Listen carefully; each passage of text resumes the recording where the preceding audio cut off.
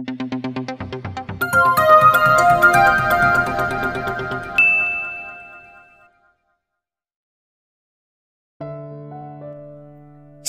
POV.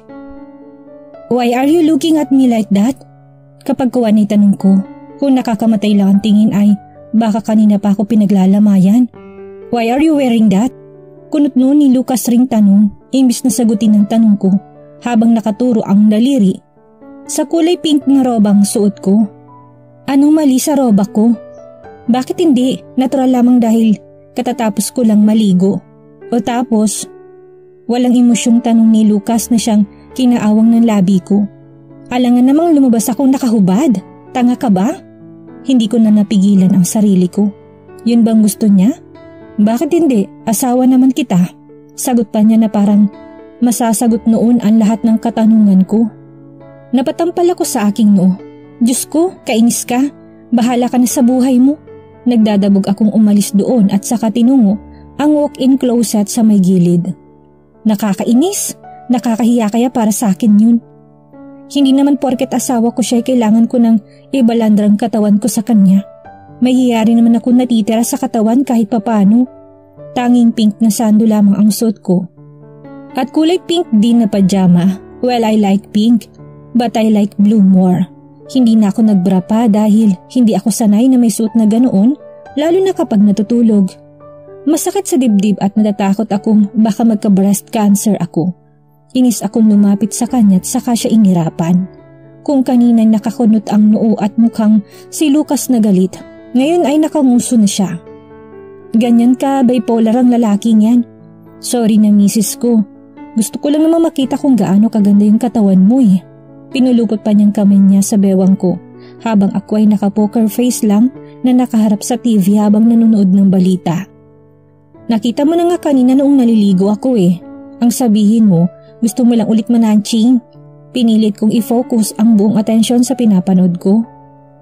Iniiwasan ng nakakainis na presensya ni Lucas. Kung wala siyang magawa sa buhay niya, aba huwag niya akong pagtripan. Yeah, your ass is beautiful. Kita ko sa gilid ng mata kong pagngisi niya, nanlitang mata kong sumulyap sa kanya bago siya sinabunutan. Manyak ka! Singhali ko. Naramdaman kong pag-init ng mukha ko. Mabutit nakapatay ng ilaw kaya hindi yun gaanong halata. I surrender, Celine. Ano na nga ulit yung sasabihin mo? He promptly asked. Naaninag ko pa ang nakataas ang pareho niyang kamay. Napaayos naman ako ng upo tumarap sa kanya. Mom and Dad said they will visit us here tomorrow. Sabi ko. Rinig ko naman ang pagmura niya na ikinakunot ng nugo. Bakit ngayon mo lang sinabi? Tanong ni Lucas na parang sinisisi ako. Dahil ngayon ko lang sinabi. Bakit parang kasalanan ko? Nakalimutan kong sabihin kanina na wala sa isip ko dahil sa nangyari. Nakatungong paliwanag ko. Naalala ko na naman yung nangyari kanina. Rinig ko ang pagbuntong hininga niya at mas lalo akong hinapit papalapit sa kanya. It's okay. We all know that it's not your fault, okay? Pangungumbinsi ni Lucas sa akin dahil anumang oras ay tutulo ng luha ko kanina ko pang pinipigilan. Hindi ko pa rin makalimutan ang panginginig ko sa takot nang itutok na sa akin ang baril na hawak niya. Nanginig rin ako nang itutok na noon ang baril sa mga empleyado ni daddy ko. At saka sunod-sunod na kinalabit ang gantilyo. Pero iba pa rin talaga kapag ikaw na mismong nakakaranas nun. Ang kaibahan lang ay hindi niya nakalabit ang gantilyo dahil naunahan siya ng asawa ko. Gusto mo bang sabihin sa kanila ang nangyari kanina? He asked me habang matamang nakatingin sa akin. Marahas akong umiling. No, I don't want them. Ayoko silang mag-worry. Okay, if that's my wife wants. Kapag kuwanin napangiti ako. Wife, ang sarap talaga sa tenga. Si Lucas nang pumatay sa TV at dahan-dahan akong pinahiga at kinumutan. Ilang minuto pa ang lumipas pero hindi pa rin ako nakatulog dahil sa sandaling pagpikit ng mga mata ko. Paulit-ulit na sumasagi sa isipan ko ang imahe ng lalaki kanina. Habang nakatutok ang baril sa akin, siniksik kong katawan ko kay Lucas at saka siya hiniyakap. Kahit papano'y kumakalma ako. Ang karaniwang init na nagmumula sa katawan ni Lucas ang nagpapakalma sa akin. Marahil masarap yun sa pakiramdam. Nagdasal din ako bago ko ipinikit ang mga mata ko. At bago pa man din ako tuluyang lamunin ng dilim ay narinig kong boses ni Lucas. Good night, Celine. Te quiero. Ngunit hindi ko yun masyadong naintindihan at narinig dahil tuluyan na akong hinila ng antok. Nagising akong wala si Lucas sa tabi ko at tanging ang una na lang ang kayakap ko. Saan na naman ba nagpupunta ang lalaking yun? Bumalikwas ako ng bangon at pumuntang banyo para maghilamos saka ako bumaba. Sa hagdan pa lang ay maririnig mo ng mga hagik-hika na siyang kinakunot noo ko. Oh my, I really like you, young boy. Nalaki ang mga mata ko. Boses yun ni Mami kaya minadali kong pagbaba. 7:00 pa lang ng umaga, ang aga naman yata nila. Good morning. Masiglang bati ko nang makarating ako sa sala. Magkatabing nakaupo sina Mami at Daddy sa sofa habang si Lucas naman sa kabila. Nag-uusap silang tatlo na animoy nagkakasiyahan. Nakita ko pa ang paghampas ni Mami kay Daddy habang tumatawa. Si Lucas naman ay nakangiti. Nang marinig namin nilang boses ko'y sabay-sabay silang bumaling sa akin. Tumayo si Mami at saka ako sinalubong ng yakap. I miss you, Celine, so much. Can we have a bonding together, anak? Let's go out. Sige, Mami, pero pwede bang hindi ngayon? Maybe next week? Naalala ko pa kasi yung mga lalaki. Baka may iba pang kasamahan ng mga yon na nagagala dyan sa tabi-tabi. Mahirap na, ayoko pang mamatay. Naguguluhan man ay tumango na lamang siya. Kung nag-aaya kasi siya noon ay pumapayag kaagad ako. Naninibago siguro. Good morning, princess. Bati sa akin pabalik ni Daddy. Tinanguan ko naman siya at masuyong ninitian. Dahan-dahan ako naglakad sa sofa na kinaupuan ni Lucas. Inalalayan pa niya ako para makaupo. Thanks, good morning wife. Bati ni Lucas habang napakalapit ng bibig niya sa tainga ko. Kinurot ko siya sa tagiliran kaya napahalakak siya na mo hindi nasaktan. Napatingin naman ako sa mga magulang ko na nakangiti sa akin. Awkward akong ngumiti. What will we do here? Let's have some fun? Si Mami yun. Okay ma'am, I've already called my parents and they are on their way with Sian and Angelica. Sabi ni Lucas kaya dahan-dahan akong tumingin sa kanya. What? Ano kasi nakakahiya. Lalong-lalo na kay Kuya Sian, nakita niya yung kiss namin ng kapatid niya kahapon. Napatawa si Lucas na parang nabasa yung iniisip ko. Ginusuan pa niya ako't sakto namang may kumatok. Kinabahan ako bigla. Baka sila na yun. Good morning everyone. Rise and shine. Kahit hindi ko lingunin ay alam kong si Tita Lenny yun. Memorize ko ng matinis na boses niya. Napangimbi ako sapagkat masakit yun sa tenga. Tumakbo siya na makita ko't niyakap bago bumesok kina Mami. Si Tito Mon naman ay nasa bulsang parehong kamay habang mangisi ang labi habang naglalakad. Si Sian ay pumitito pa na animoy na loloko kaya inirapan ko siya. Si Angelica naman ay busy sa cellphone na animoy may ka-chat. So anong gagawin natin? Si Lucas yun. Nagtaas naman ng tingin si Angelica sa kangumiti. OMG, I know na. What if mag-vlog tayong mga fam? Kikita rin tayo doon kapag dumami ang views. Sakto't monetize ng YouTube channel ko. Suggestion niya na sinang-ayunan ng lahat. Iniready nila ang kamerang gagamitin namin pati na rin ang kanyang stand. Ilang sandali pa'y pumesto si Angelica sa sofa at nagsimulang magsalita. Kami naman ay nanunod lang sa kanya. Wala nang intro-intro. Isa lang ang masasabi ko, ang ganda ko. Masiglang sabi niya habang kumikindat at nagpapakit pa sa kamera. Umawang pang labi niya bago niya yun marahang kinagat. Rinig kong tawanan ng mga magulang namin habang kaming tatlo nila Lucas at Sian na napailing-iling na lang. Charot lang. Anyways, hello guys! Welcome to my channel. Magandang umaga sa inyong lahat. Do you know me? Yes, of course. I'm the one and only Angelica Santiago. Ang pinakamagandang Santiago sa balat ng lupa. Kumindat pa siya sa amin matapos sabihin yun. So for today's vlog, sumulyap sa amin at ngumisi. Magmumukbang.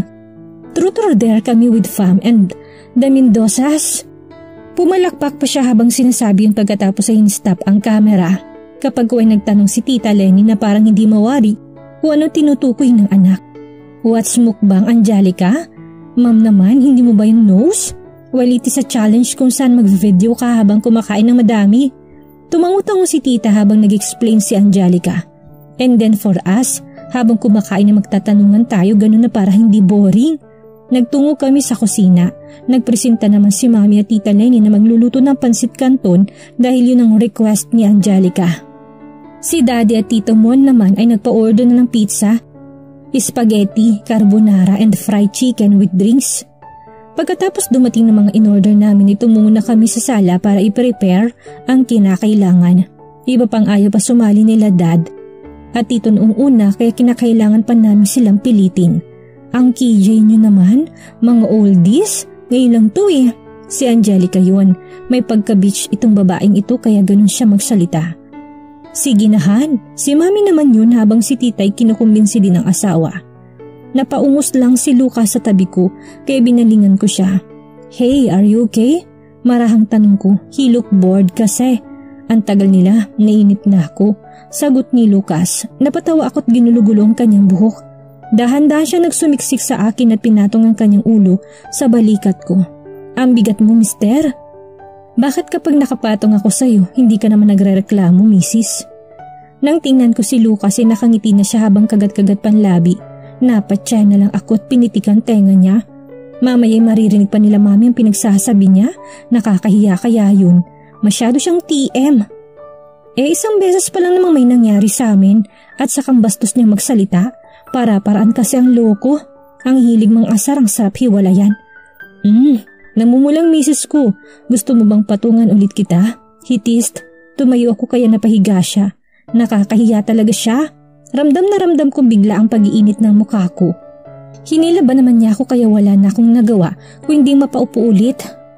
Napasipol naman si Kuya Sian sa gilid kaya inismeran ko siya. Isa pa to, ang sarap niya ring ibalibag. What?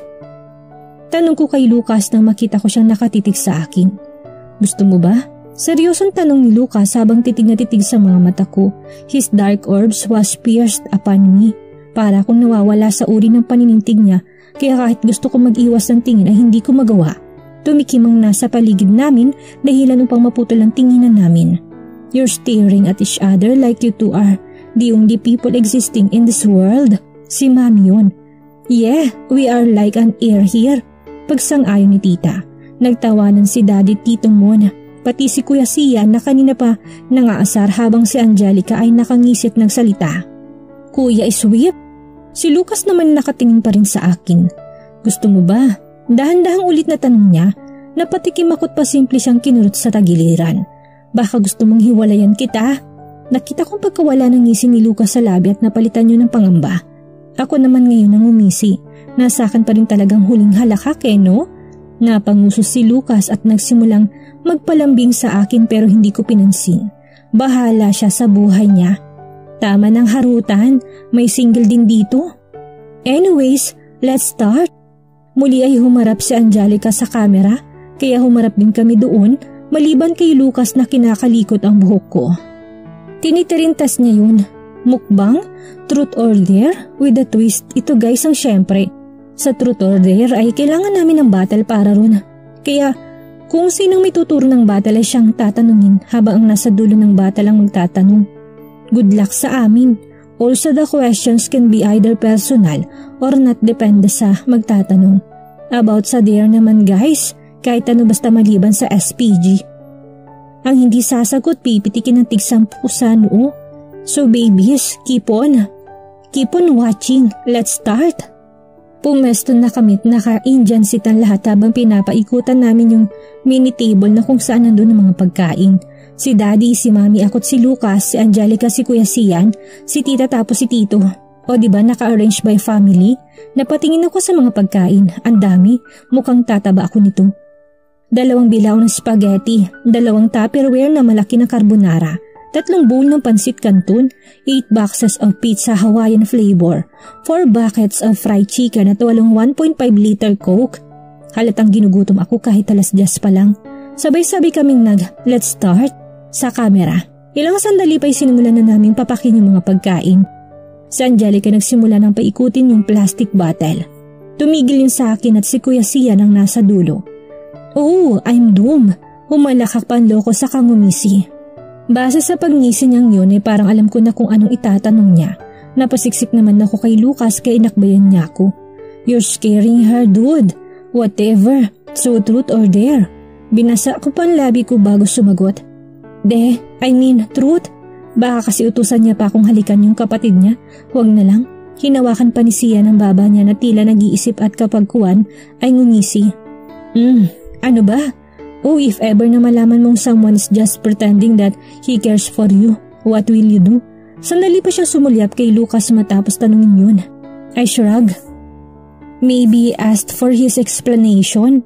Well, everything happens for a reason.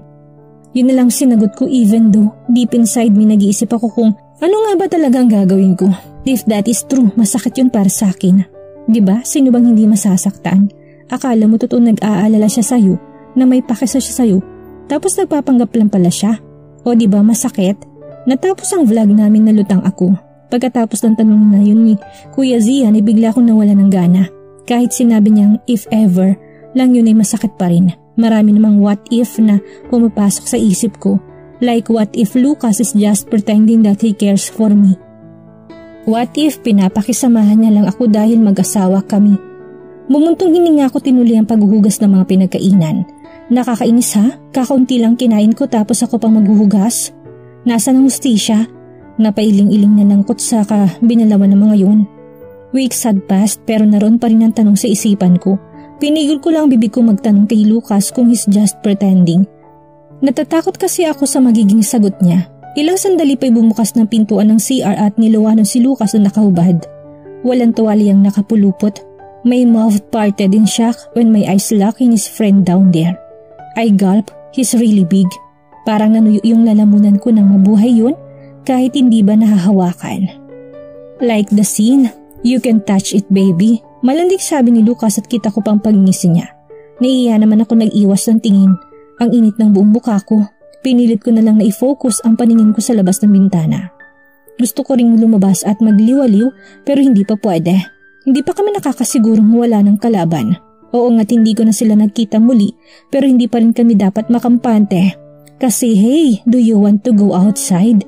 I know you're bored here. Nang sumulyap ako sa kanya naka-shorts na siya. Napatingin ako sa katawan niya. His 8-pack abs is visible. His muscles are on the right packs. His panty-dropping V-line. His chiseled chest. Napaka-perpekto talaga ng lalaking to. Gosh, this man should be in jail for being sexy. Feeling ko tuloy ako ng pinakamaswerteng babae sa buong mundo kasi ako ang asawa niya. Stop staring Celine cause I'm melting. Hold it instead. Inirapan ko lang siya. His offer is tempting. I really want to hold and touch it pero no. Hindi ko sasabihin sa kanyang gusto ko yung hawakan.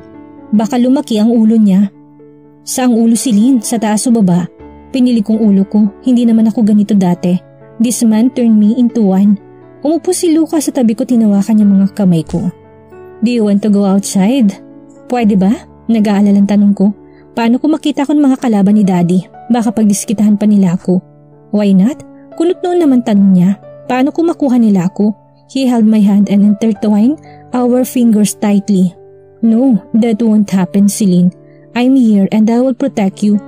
As long as I'm alive, I won't let them take you away from me. I promise you that. And then he claimed my lips and let his tongue inside. I kissed him back with the same ferocity. His kisses moved down until he reached my neck. He gently nipped and sucked it. I bit my lip exiting a moan. Gosh, his mouth is talented. Saan tayo pupunta? I will let you decide for that. He said and started the engine of the car. Kinagat kong hintuturo ko para mag-isip. Saan ba? Wala naman kasi ako ibang alam na mapupuntahan maliban sa mall. Ikaw na lang mag-isip, wala kasi ako maisip eh. Sinuklay kong buhok at tumitig sa may bintana. Ano, wala kang isip? Pangaasar niya pa kaya inirapan ko siya. Alam ko naman na joke lang yun, pero mabilis na talaga ako mapikon. Bingi ka ba? He chuckled at my reaction. No, I'm just joking. I just want to make you laugh. Mukha ba ako natatawa? Sabi ko pa.